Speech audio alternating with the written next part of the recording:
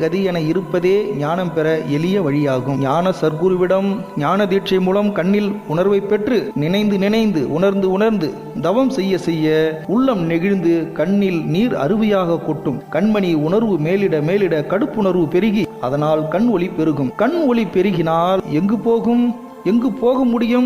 உள்ளேதானே ஓட்டை நாடி போகிறது. அவ்வழியே அக்குகை வழியே ஒளி உள் சென்று உள் மத்திய பகுதியான நம் ஜீவஸ்தானத்தை அடையும். இரு கண்ணும் உள்ளே போய் முடியும். ஒரே இடத்தில் நம் ஜீவஸ்தானத்தில் போய் ஒன்று சேர். வலதுகண் சூரிய சக்தி, இடதுகண் சந்திர சக்தி, உள் உள்ள ஜீவஸ்தானம் அக்னி சக்தி. மூன்று தீயும் சேரும்போது பெரு நெருப்பாகும்.